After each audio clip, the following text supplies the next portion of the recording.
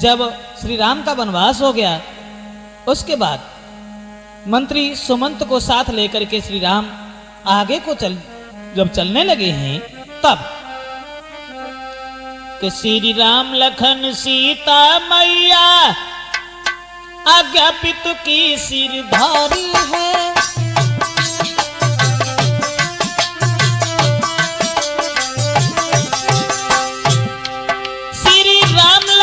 सीता मैया आज्ञा पितु की सिरधारी है, तपसी बनकर तीनों प्राणी वनवास की कीनी प्यारी है।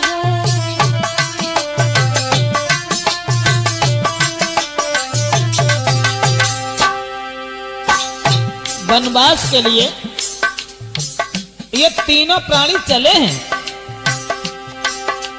निषाद राज से मिल करके मंत्री सुमंत को समझाया, धीरज दे के श्री रघुबर ने रथ लेके वापस लौटाया।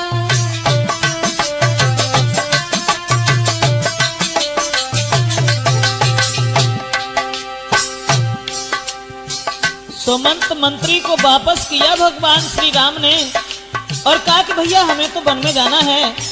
रथ लेकर के मंत्री सुमंत जिस समय अयोध्या के लिए वापस हुए हैं, उस समय मुड़ मुड़ के देखते हुए यीशु आगे को बढ़ते जाते थे। मंत्री सुमंत रोते रोते आंखों से अश्रु बहाते थे।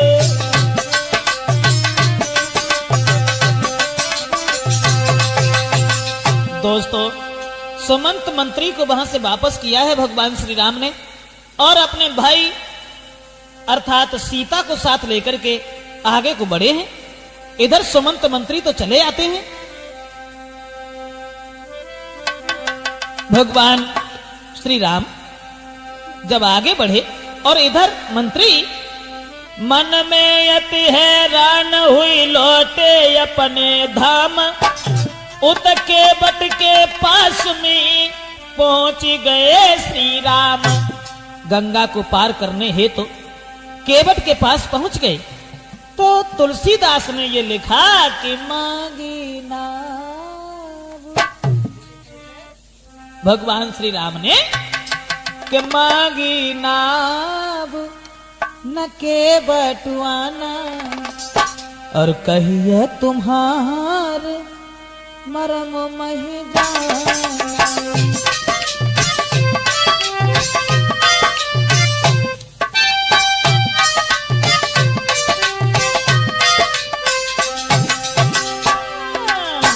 चरण कमल रज,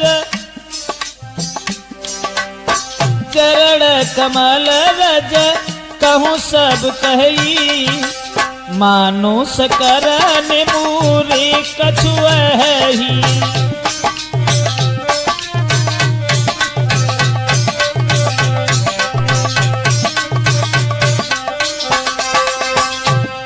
तुलसीदास ने लिखा कि मांगी नाव न, यहां पर दो अर्थ हैं ऋषि के, कि मांगी नाव न केवटुआना, यानी भगवान श्री राम ने नाव नहीं मांगी। मांगी नाव न, नाव नहीं मांगी और केवट आना, केवट आ गया और कही तुम्हार मरम मह जाना, यानी नाव मांग भी नहीं पाई, उससे पहले ही केवट आ गया। दूसरा अर्थ कि मांगी नाव न, नाव नहीं मांगी भगवान श्री राम ने कि मांगी नाव न, नाव नहीं मांगी और केवट आना कही तुम्हार मरम मह जाना। नाव तो भगवान श्री राम ने नहीं मांगी, केवट आ गया, लेकिन बात उसमें यह भी थी कि मांगी नाव न केवट आना, यानी नाव मांगी लेकिन केवट नहीं आया। और कही तुम्हार मरम मह जाना, यानी नाव मांगी लेकिन केवट नहीं आया और कहने लगा महाराज हम तुम्हारे मर्म को बहुत देर पहले से जानते, लेकिन सांची जहलला। अब हम तुम्हें साथ ही साथ ये भी बता दें केवट कौन था। ये केवट जो था कि सतयुग में केवट कछुआ था, जो क्षीर सिंधु में रहता था।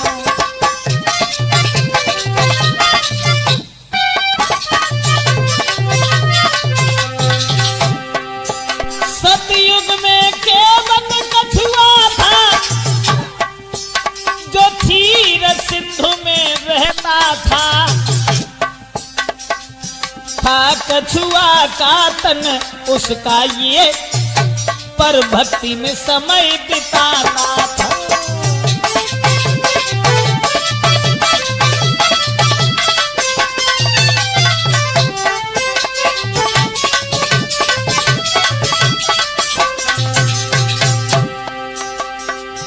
पूर्व जन्म में केवट जो था कछुआ था, कछुआ क्षीर सागर में रहता था। लेकिन एक दिन केवट के उस कछुआ के हृदय में एक भावना बनी। एक बार कछुआ दौड़ा अपने मन में धीरज धर के, चला ये सोच समझ के वो हम चरण छुएंगे श्री हरि के।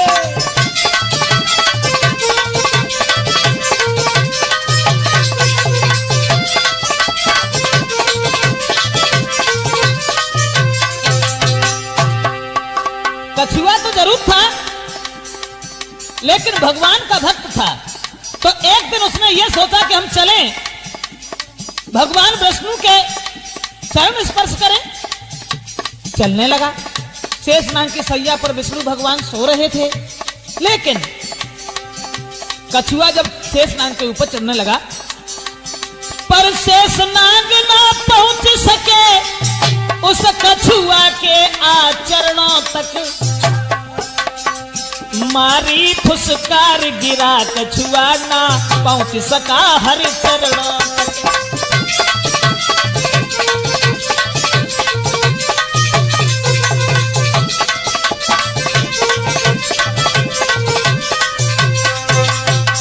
दोस्तों, कछुआ जिस समय चढ़ने लगा शेषनाग के ऊपर भगवान के पैर स्पर्श करने के लिए, लेकिन शेषनाग ने तब तक फुसकार मार दी। कछुआ नीचे गिर गया, और जब नीचे गिर गया आखिरी सांसें भरने लगा शेषनाग की फुसकार से। कछुआ मन ही मन में सोचने लगा कि मेरे मन की मन में रही, छोए ना पाए चरण श्री हरि के।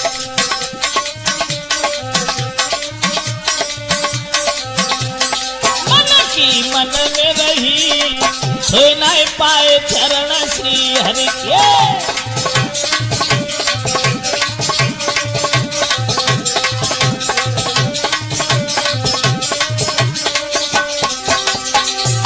कछुआ नीचे तड़प रहा है, अपनी जिंदगी की आखिरी सांसें भर रहा है, लेकिन विष्णु भगवान ने एक वरदान दिया। हे कछुआ, तूने पैर छूने का प्रयास किया, लेकिन पैर नहीं छू पाए। कछुआ, केवट बने तू त्रेता युग में। भगवान ने बताया, केवट बने त्रेता युग माही, बन के राम आए तेरे याही।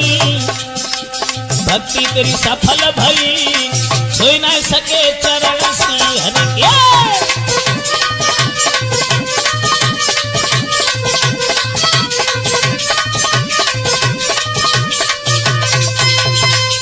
कि केवट ने जब ये कहा कि हम तुम्हारे मर्म को जानते हैं, कि मांगी नाम न केवटुआना, और कहिए तुम्हार मर्म मही जाना।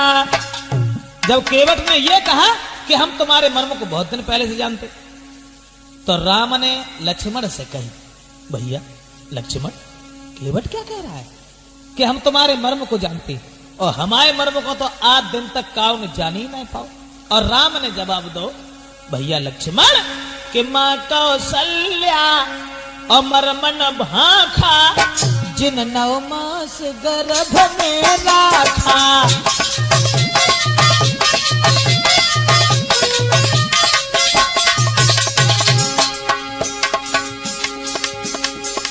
माँ कौशल्या मरम न भाखा जिन 9 मास गर्भ में लाखा जिन 9 मास।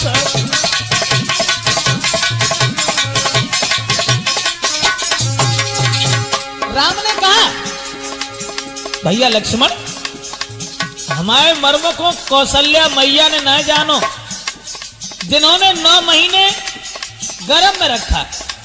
छोड़ो, दशरथ पिता मरम जो पौते प्रणत जी मोई बन कौन पठौते प्रणत जी मोई बन।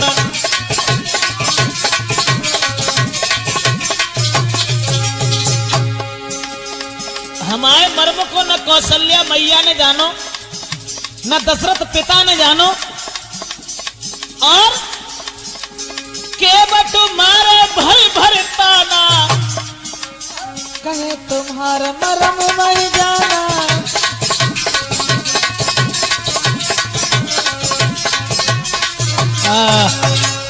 राम ने लक्ष्मण से इशारा किया, लक्ष्मण भैया हमारे मर्म को आज दिन लो काउन ना जानो, न कौशल्या मैया ने न दशरथ पिता ने, अरे जनक ने भी नहीं जाना। और जो केवट जो कह रहे हो कि हम तुम्हारे मर्म को जानता, कैसे जानते हो भाई तुम? तो केवट बोलो महाराज कान खोले के पहले एक बात सुन ले, हम नाव पर चढ़न ना दी। क्यों? बात यह है ना कि पहले तुम्हारे पाए धोए हैं और बाद में फेर कधा बैठे है, और ताके बाद नाव ले गए हैं। जो तुम जामे करो बहाना तो मांगी नावन के बटवाना। यानी पहले हम तुम्हारे पैर धोएंगे और उसके बाद तुम्हें हम नाव पर चढ़ने देंगे। एक बात समझ में नहीं आई क्या कि तुम हमारे पैर क्यों धोगे? तो केवट बोला कि सुनता हूं मैं ये जादू है राजा जी के पद पंकज में।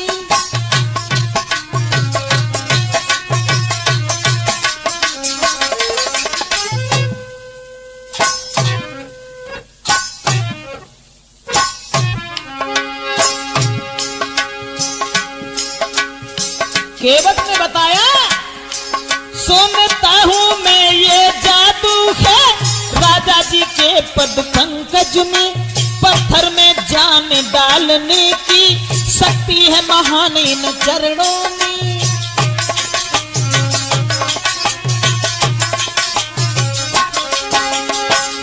बात यह है भगवान,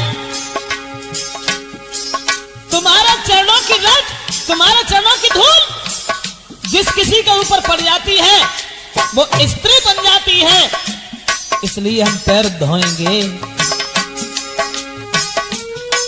बन गई शिला सुंदर नारी,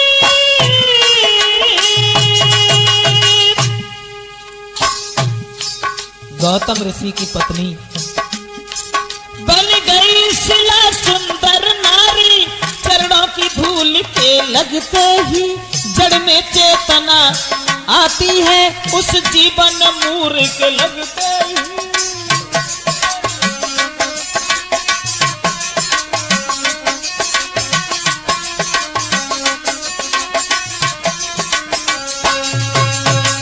और कोई बात नहीं, केवल बात यह है महाराज गौतम ऋषि की अहिल्या नारी और छुअत शिला वो बन गई नारी। और जाहे काठ की नाव हमारी और जो कऊ नाव से बन गई नारी तो आफत में जाने हमारी। केवट ने ये कहा कि तुम्हारे चरणों की धूल ऐसी है जिस किसी के ऊपर पड़ जाती है वो स्त्री बन जाती है। इस बात की हमें शंका है, बहुत बड़ी शंका है, इसलिए हम पैर धोएंगे जरूर, बगैर पैर धोए आपको चढ़ने नहीं देंगे। इतनी बात कह के अब केवट जो है तो उसको खोई गोला और केवट मन में सोचने लगो। अब राम से तो बात करे वो बंद कर दी और केवट ने मन में सोची कि परमात्मा काजे बेई राम है, बेई विष्णु के अवतारी हैं जो बल के द्वार पर गए हते तब तो इनने 3 कदम में तीनों लोगों को ना पिला। सोचन लगो केवट मन ही मन में, अरे क्या ये बही विष्णु अवतार। सोचने लगा केवट, अरे क्या ये वही विष्णु अवतारी जो बल के द्वारे पे आए और 3 कदम पृथ्वी नापन को हर ले चरण बढ़ाए।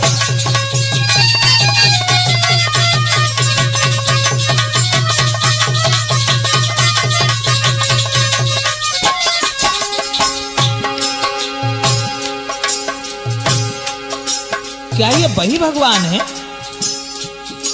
बल के द्वार पर बहरोचन का पुत्र जो बल था, उनके द्वार पर 3 कदम धरती नापने के लिए जब 3 कदम में तीनों लोगों को नाप लिया, अरे 3 लोग हर ने नापे। सोचने लगा केवल 3 कदम हर ने नापे, आज नंगे नए गंगा। जब 3 कदम में 3 लोग नाप ले तो गंगा की कितनी चौड़ी थी। अरे 3 लोग हर ने नापे, आज नघे नए गंगा। नाव के पीछे खड़े किनारे प्रथम मचाए रहे गंगा।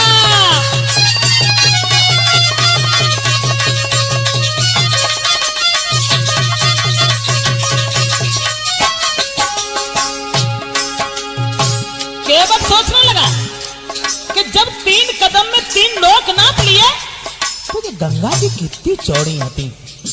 1 कदम जाओ धत्ते, दूसरो बार धत्ते, गंगा जी के पार हो जाते, चले जाते। लेकिन फिर दिमाग में एक बात और आई, होते अकेले तो कड़ जाते, अरे होते अकेले तो कड़ जाते, पर संग में सीता नारी। केवट सोचने लगा, अरे होते अकेले तो कड़ जाते, पर संग में सीता नारी। कैसे उतरे पार संग में भ्राता शेष अवतारी।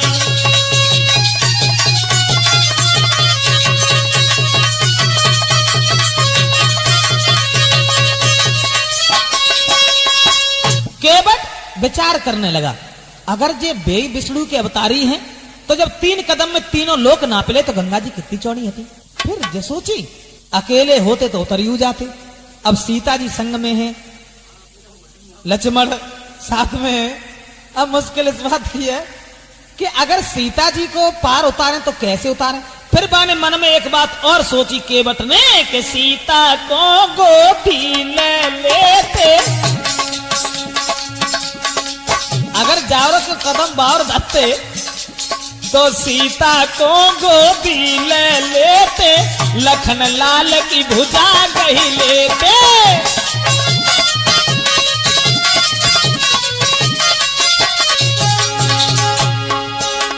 श्री गंगा को पार कर जाते, काहे को हमसे नाम मंगाते, काहे को हमसे।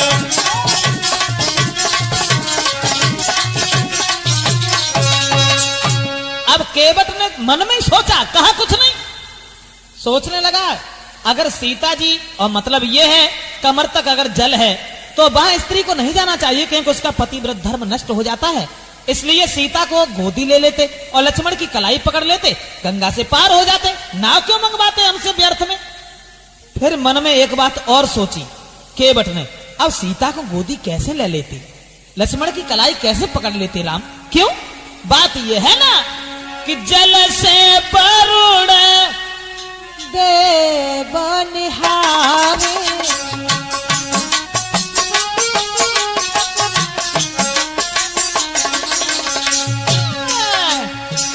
जल से वरुण देव निहारे, ऊपर सूरज तपई करारे।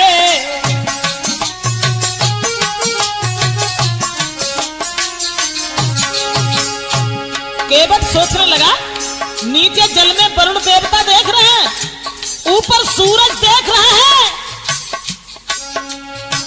ऊपर सूरज पई करारे साखी में बाबा लगत हमारे।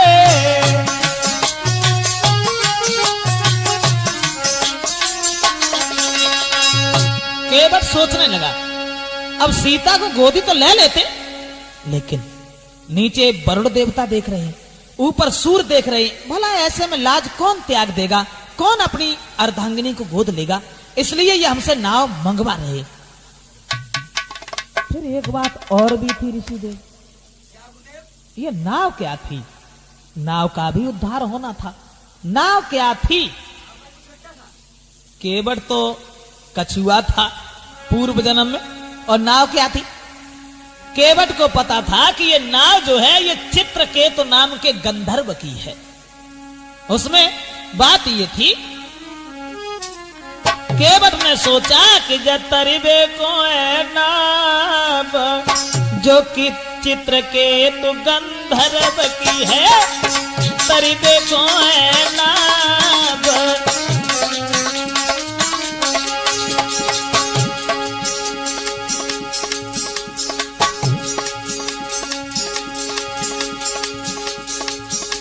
मन में सोचा ना ही गंगा जी को लांघे ना सीता को गोद उठावे, जब बैठेंगे श्री राम जो चित्रकेतु गंधर्व की है।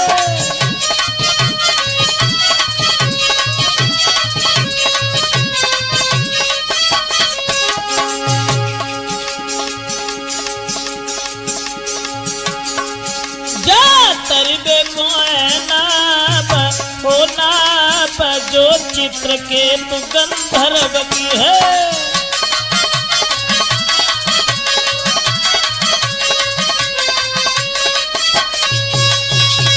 केवट सोचने लगा अब गंगा जी को पार तो वैसे कर जाते, सीता को गोदी लेके निकल जाते, लेकिन ये नाव का भी उद्धार होना है। दोस्तों साथ ही साथ ये भी बताते चलें कि ये नाव जो थी चित्रकेतु नाम के गंधर्व की थी। आप बड़े भ्रम में होंगे, तो देखो ये चित्रकेतु नाम का गंधर्व जो था गाता हुआ आगे को बढ़ा। ये चित्रकेतु गंधर्व कि था चित्रकेतु गंधर्व एक जो गा करके समय बिताता था।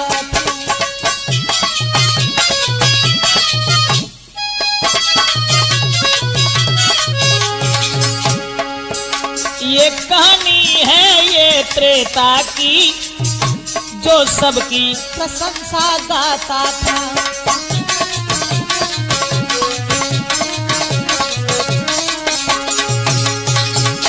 ऋषि ऐसा हुआ ये चित्रकेतु नाम का गंधर्व बड़ा ही गाने बजाने वाला था, लेकिन एक बार महात्मा ने श्राप दे दिया इसे। उसे श्राप दिया सन्यासी ने तेरा ये ज्ञान खो जाएगा, गंधर्व देह से अभिमानी तू एक वृक्ष हो जाएगा।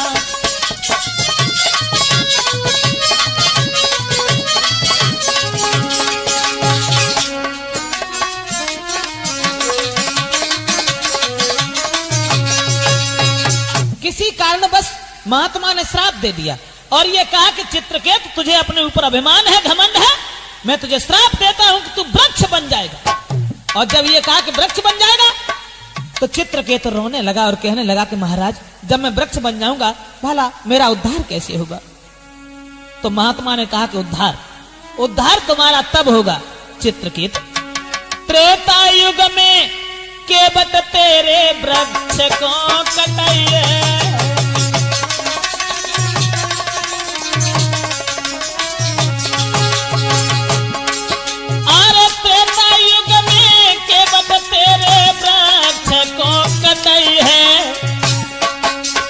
और चित्रकेतु बो के बट बाकी नाबू बनवाई है।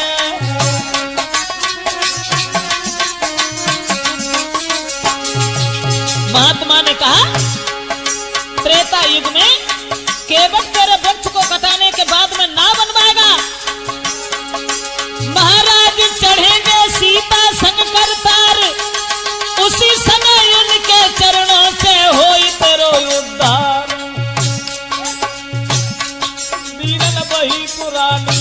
केवट के समझ में आई गई है। भैया वही पुरानी बात केवट के समझ में आई गई है।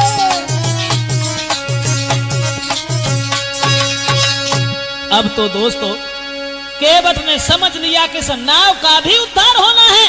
सन्यासी ने यह कहा था केवट तेरे वृक्ष को कटवाने के बाद में नाव बनवाएगा, और जब भगवान श्री राम अर्धांगिनी सीता को साथ लेके तेरे ऊपर से निकल के जाएंगे उस नाव में बैठ करके, तब तेरा कल्याण होगा। केवट जब इन बातों में खोएगो तो राम पूछने लगे, केवट कहां हो, क्या सोच रहे हो? तो खड़ो है केवट पास में, तब कहे राम समझ आई, कहां ध्यान तेरो गो मोई दीजो पारल। भगवान श्री राम ने कहा केवट अरे कहां खोए गए, हमें बहुत दूर जाना है, क्योंकि पिता की आज्ञा का पालन करने के बाद में और हम राज्य को छोड़ करके वनवास की ओर चले हैं, हमें गंगा से उस तरफ कर दो। केवट बोला हरगिज नहीं करेंगे। हाँ बात सिर्फ ये है कि पद कमल धोई चढ़ाई नाबुन नाथ उतारन चहूं, मोय राम राउरियान दशरथ शपथ सब साची कहूं। केवट कहने लगा बर तीर मारहूं लखन पे, जप लागिन पार हूं, और तब लागिन तुलसीदास नाथ कृपाल पार उतारी हूं। केवट कहने लगा चाहे कुछ भी करो लेकिन बिना पैर धोए हम चढ़ने नहीं देंगे। अब मुश्किल केवल इस बात की है कि तुम्हारे चरणों की धूल जिसके ऊपर पड़ जाती है वो तुरंत स्त्री बन जाती है। मुख्य बात केवल एक है कि जाहे काठ की नाव हमारी, जो कहूं नाव से बन गई नारी। कल से धंधो बंद हो जाए, तुम्हारे चरण की धूल अगर जो पड़ गई, जो कहूं नाव से बन गई नारी, तो आफत में जाने हमारी, तो आफत में।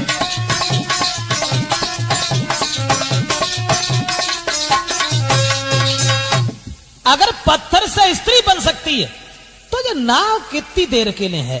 तो जवाब दो भगवान राम ने, केवट भैया पागल हो गए का? अरे नाव से कहीं औरतें नाए बन जाती हैं, नाव से औरतें नाए बनती, तुम काहे को अधीर हो, हमें पार उतारो। तो जवाब दो महाराज कि छुअत शिला भई नारी सुहाई।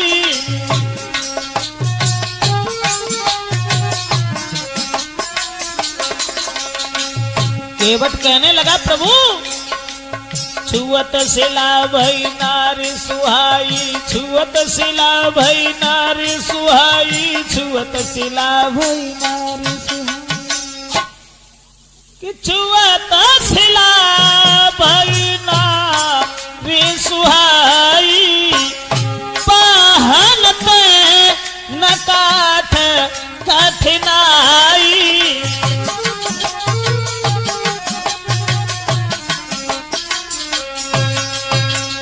महाराज जब पत्थर से स्त्री बन सकती है तो पत्थर से काठ कठिन ना हो तो है, कमजोर होता है, और जब पत्थर से औरत बन सकती है तो काठ से औरत बहुत जल्दी बनेगी, इसलिए हम जाने नहीं देंगे। तो राम ने एक बात कही, केवट भैया देखो पहली बात तो जय कि नाव से औरतें नहीं बनती हैं, और औरत अगर बनियों गई तो भला कौन सी तकलीफ है। हाँ अगर नाव से औरत बनी गई तो पहले नारी ये नहीं बने, और बन जाए तो क्या है रानी।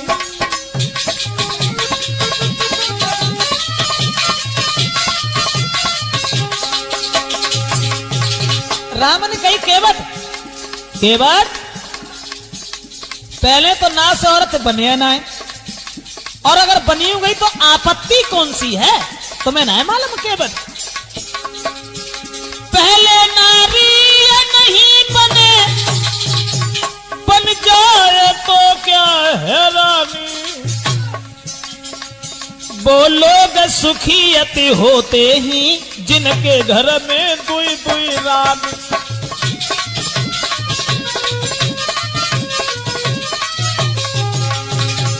केवट वे लोग बड़े भाग्यशाली होते हैं जिनके घर में दुई औरतें होती है। राम ने कही अगर नाव से औरत बन गई तो तुम्हारी सब आपत्ति कट जाए। केवट तुम्हें ना मालूम जो नाव से नारी बन भी गई तो तेरी आफत कट जाएगी। कैसी? और एक करे सेवा तेरी एक भोजन लेके आवेगी।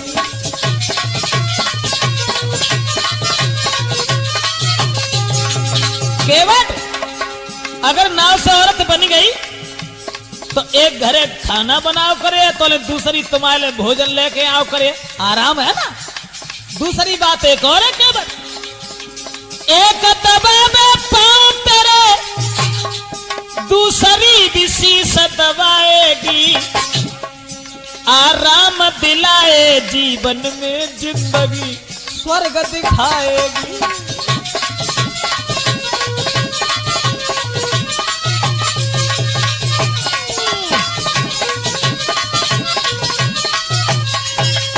केवट पहले तो देखो नाव से स्त्री बने ना है और नाव से अगर स्त्री बन गई तो फिर सुख ही सुख है।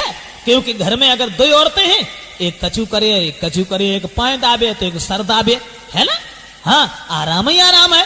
तासा तुम हमें उस तरफ करो। तो केवट बोलो महाराज बुरा न लगे तो कहें कुछ बोलो।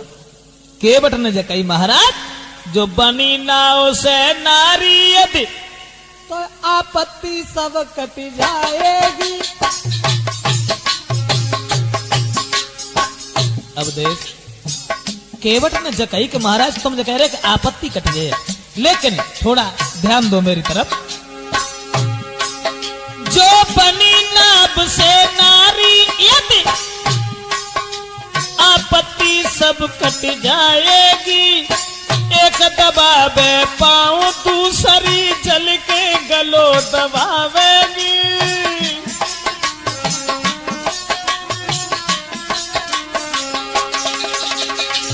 बात जो है ना आप कह रहे हैं कि आराम हो जाएगा। ना चैन से रोटी मिले प्रभु हर पल वो कलह बढ़ाएगी। 10-10 दिन रोटी नहीं मिले जिंदगी स्वर्ग दिखाएगी।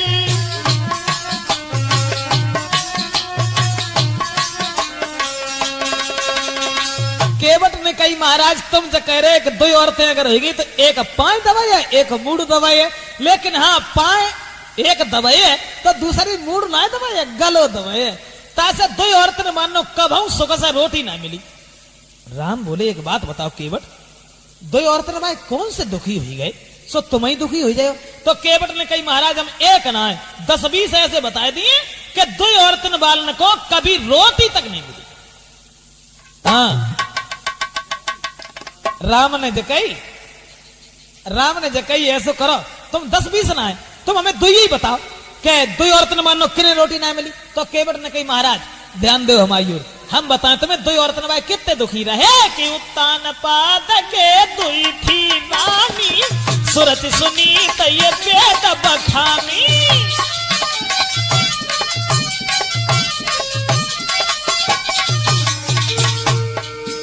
ध्यान करो उत्तान पाद की ओर उत्तान पाद के दो रानी थी।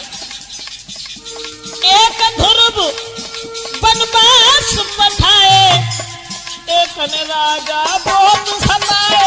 एक ने राजा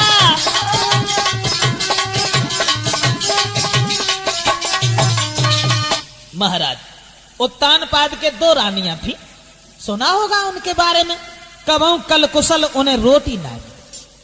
राम बोले हाँ जतो बात तुम्हारी में साची मालूम पत्ते। अच्छा एक बात बताओ जाके अलावा और कोई प्रमाण है तुम्हारे पास। केवट बोलो महाराज बुरो न मानो तो कहें हाँ बोलो महाराज कि कहते राम और मोय डर लगे भारी तुम्हारे नाथ तीन महामारी तुम्हारे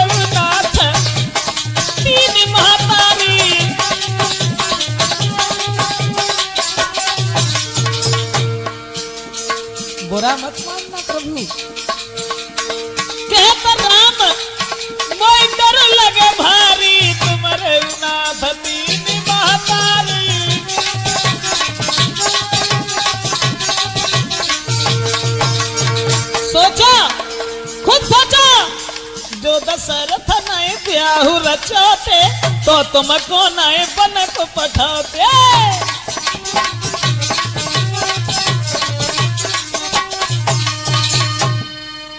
और के न की कहे, तुम्हारे घर में अगर सौतिया डाह न हो तो राज्य छोड़ के तुम बन को नहीं जाते। इतनी बात जब सुनी, सुन के बट के बचन को लखन गए खिसियाई।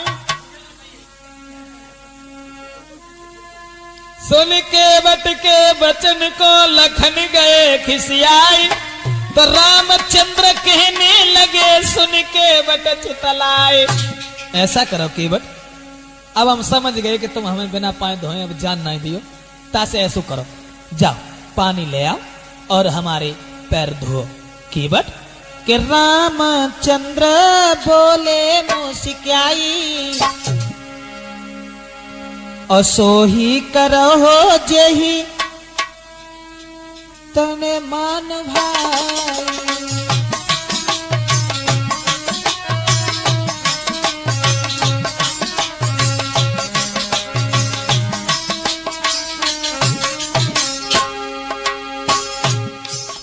ऋषिदेव, असमंजस की बात है, जब राम के पाए हते ना घर में चलता कैसे हते, और फिर हम लोग पहुंच कैसे गए। बात जाती कि राम के पैर तो थे लेकिन राम के पैर नहीं थे। कारण था ये, राम की जब शादी नहीं हुई थी उससे पहले तो पैरों की सेवा लक्ष्मण किया करते थे, और शादी हुई कि जब आई सीता जी के साथ में तो राम के पैरों की सेवा सीता जी करने पहुंच गई। लक्ष्मण ने कहा कि बस भाभी हमसे यही नहीं होगा, ये राम के चरणों की सेवा तो हम तुम्हें दे नहीं पाएंगे। विवाद बढ़ता चला गया, फैसला अदालत में पहुंच गया। कहां? गुरु वशिष्ठ के पास। और जब वशिष्ठ के पास पहुंच गया तो वशिष्ठ ने फैसला किया कि देखो, एक पैर की सेवा सीता करेंगी और दूसरे पैर की सेवा लक्ष्मण करेंगे। तो एक पैर लक्ष्मण का था, एक सीता का था, राम के पैर नहीं थे। दोस्तों, अब वहीं आ जाइए, जब मजबूर हो गए तो लक्ष्मण और सीता की ओर देखा और कहा कि अगर लक्ष्मण और सीता कह दें तो पैर धो लो, लेकिन उन्होंने नहीं कहा। तब भगवान श्री राम ने रामचंद्र बोले मुस्काई, सोई करहु जेही ना बन जाई।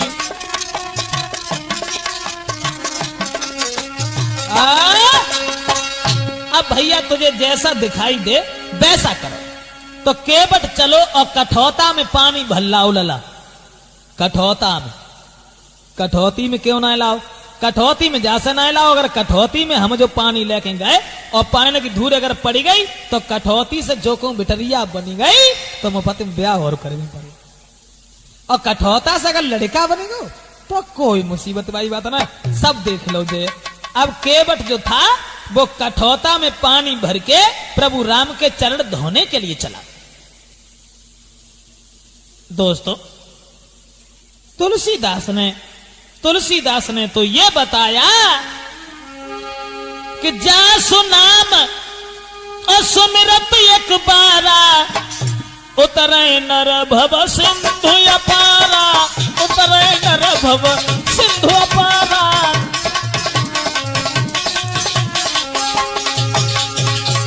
प्रभु का एक बार नाम स्मरण करने से संसार से आना जाना छूट जाता है।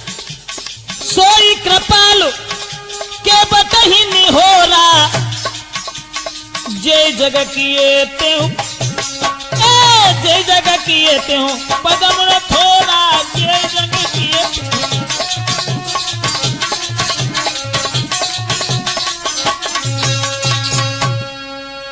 आज केवट के निहोरे कर रहे हैं तो केवट कठौता में पानी लाया, और पानी लाए के बाद में भैया लिखा तो ये देखा कि हाजिर थे एक कठौता में गंगा और गंगा जल दोनों।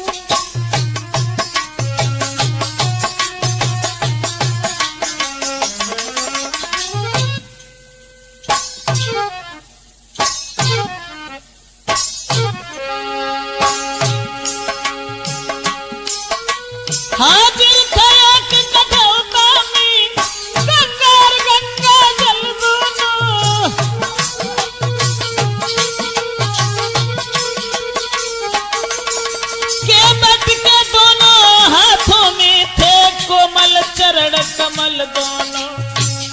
कठोता में भगवान श्री राम खड़े हैं और केवट चरण धोने लगा।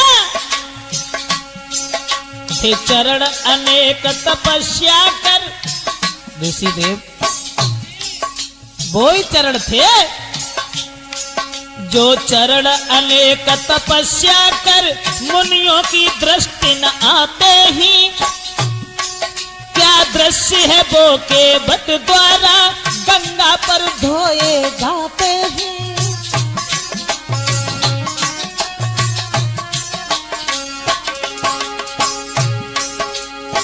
हजारों साल ऋषि महात्मा भगवान का स्मरण करते हैं, लेकिन वो चरण दृष्टि में नहीं आते। सौभाग्य है उस केवट का जो भगवान श्री राम का चरण धो रहा है। ऐसा ही नहीं, राघव थे खड़े कठौता में, वह एक एक पग धोता है। इसका कुछ ध्यान नहीं उसको, अतिकाल कार्य में होता है।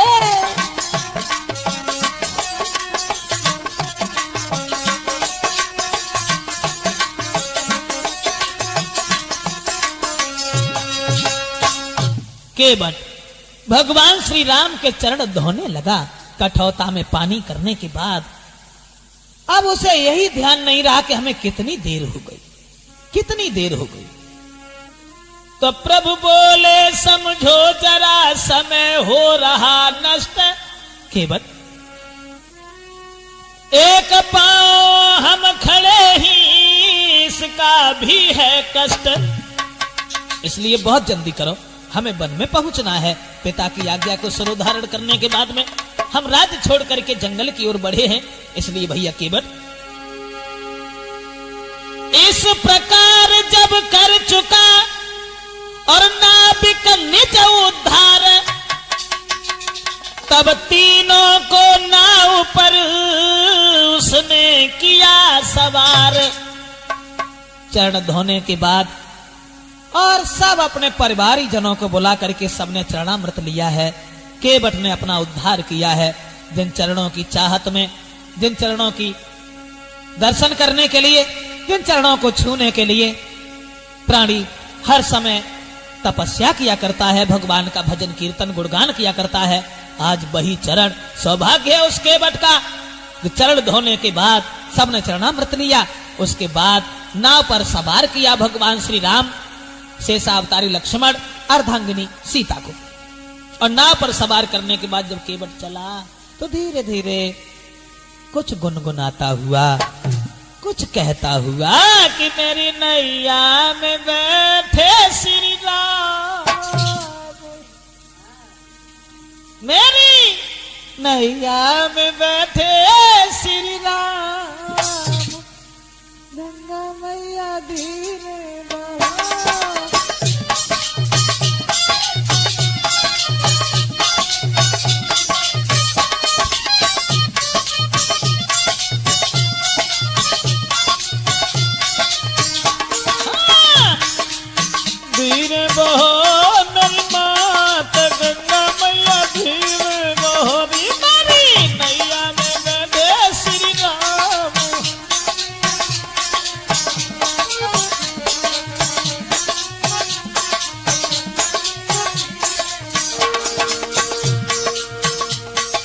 पर बैठाल करके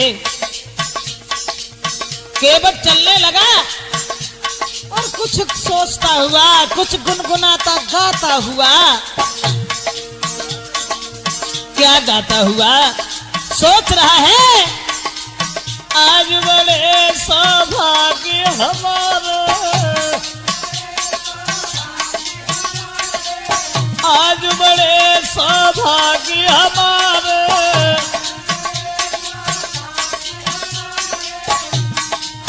तुम्हारी खातिर राम पधारे।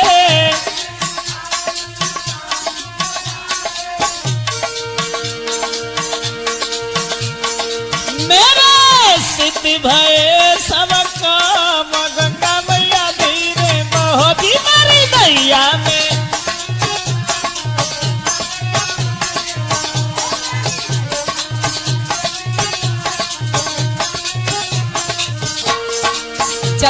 रहा है, वो आनंद दिखाई दे रहा है। मानो मानो क्या जब भगवान ही उसकी नाव पर सवार हैं, सोच रहा है कि गंगा के प्रभु राम के दर्शन हमें हो गए। सुन मेरी गंगा महारानी, हाँ सुन मेरी गंगा महारानी, बड़ो पवित्र तुम्हारो पानी,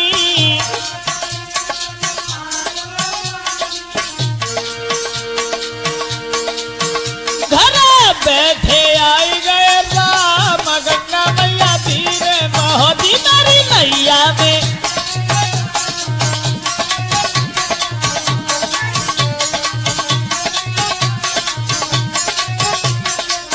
हाँ, धीरे बहोदी मेरी मात, गंगा मैया धीरे बहोदी मेरी नैया में बैठे श्री राम।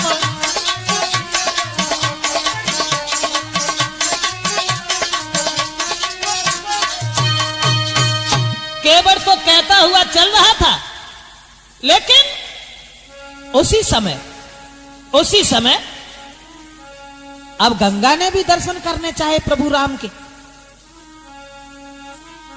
तो कि जी भर कर दर्शन करने को प्रभु राम के, और जी भर कर दर्शन करने को धारा ठहराई गंगा ने।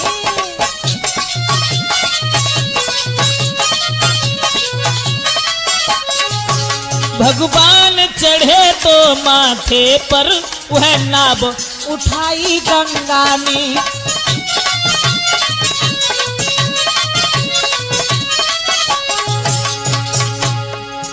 लेकिन लला ऋषि वो नाव, आहा नाव की क्या किस्मत थी, चलती थी राजबधू सी वो नाव, चलती थी राजबधू सी वह, बिछ रहा बिछोना जल का है, प्रभु बन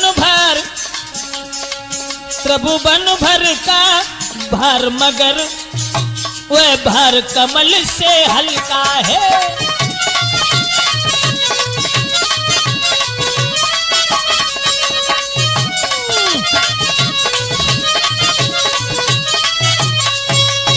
आनंद ही आनंद था गंगा पर।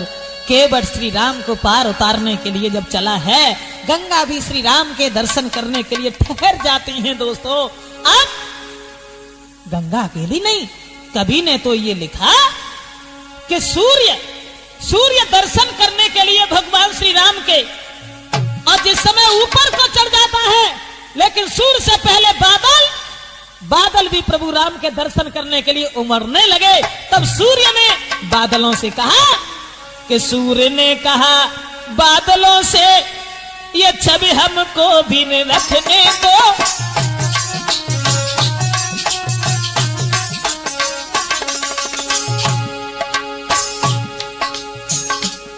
सूर्य के नीचे जब बादल उमड़ने लगे तो सूर्य आवाज लगाने लगे, अरे बादलों, अरे हमें भी देख ले दो ये सौंदर्य भगवान श्री राम का। सूरज ने कहा बादलों से, ये छवि हमें भी न रखने दो, क्यों तुम आ गए बीच में ही, हट जाओ दर्शन करने दो।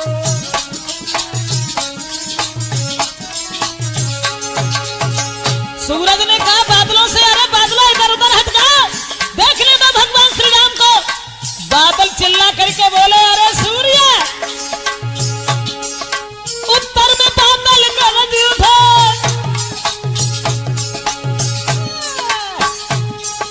उत्तर में बादल गरज उठे, मत भको कौन जो टोकी रहे।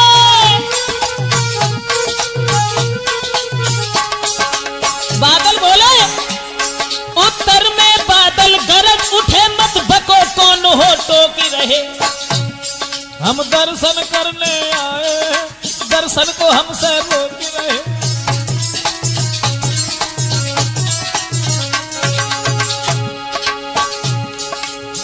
सूर में और बादलों में कलह शुरू हो गई। सूर कहने लगा बादल हट जाओ, देख ले दो श्री राम को। बादल कहने लगे हम बहुत दूर से आए हैं राम के दर्शन करने के लिए। दोनों में रार बढ़ गई ऋषिदेव, और जब रार बढ़ गई रार तब हवा चली। कहा बढ़ गई रार तब हवा चली, दोनों का बीच बिचाव किया। थोड़ा थोड़ा मौका देकर दोनों का पूरा चाव किया। थोड़ा थोड़ा मौका देकर दोनों का पूरा चाव किया। अब तो दोस्तों केवट जो था बड़ा ही खुश है। उधर चतुर मल्लाह की पूरी भई मल्लाह, और जा पहुंची नौका उधर गंगा जी के पार। नाव जब गंगा जी के पार पहुंची है तो केवट ने दोनों हाथ जोड़ करके विदा मांगी और कहा कि महाराज अब हमें आज्ञा दीजिए, हम चल रहे हैं। तो केवट को जाते हुए देख करके अब राम के हृदय में एक भावना बनी कि केवट को हम उतराई में क्या दें, मेरे पास तो कुछ है ही नहीं, वन की ओर जा रहे हैं। उसी समय पियही की सिया जान नहारी,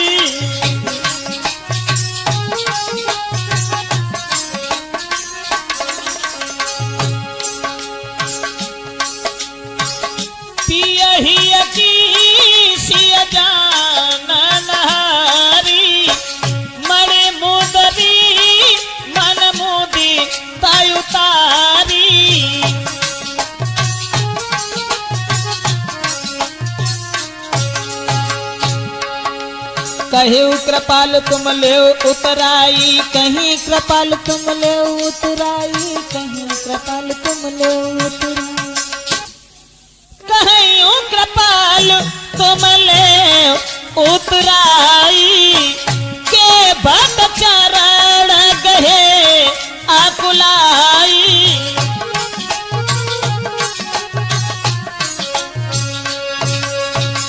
पियही की सिया जान नहारी, यानी पति के हृदय की बात को समझने वाली सीता, उन्होंने समझ लिया कि राम के हृदय में भावना यह है कि केवट को उतराई में क्या दे, तो मने मुदरी मन मुदिता उतारी, हाथ से अंगूठी उतार करके राम को दे दी। राम ने केवट को दी और कहा कि भैया अपनी उतराई ले ले। तो केवट कहने लगा प्रभु माफ करना, मल्लाह से कबहू उतराई ना ले, हम कैसे उतराई ले ले। तो लक्ष्मण सोचने लगे जे कौन सी गंगा जी पे या नदी पे नाव चलाते हैं मल्लाह है। तो केवट ने कहा शंका न करो लक्ष्मण, हमने तो गंगा जी से पार किया इन्हें, लेकिन ये प्राणी को भवसागर से पार करते हैं। प्रभु जब हम तुम्हारे दरबार में आ जाएं तो हमसे उतराई मत लेना, हमें पार लगा देना, और अगर उतराई देनी है तो अभी नहीं, 14 साल के बाद जब वनवास से घर की ओर जाओ तब आपकी जो मर्जी हो वो देके चले जाना। अब केवट ने दोबारा फिर बुलाने का इंतजाम कर लिया। इस तरह से दोस्तों भगवान श्री राम केवट का उद्धार करने के बाद में अर्धांगिनी सीता लक्ष्मण को लेकर के चित्रकूट की ओर बढ़ते हैं। क्षमा करें, राजपूत कैसेट में यह प्रोग्राम जो हमने आप तक पहुंचाया केवट संवाद के नाम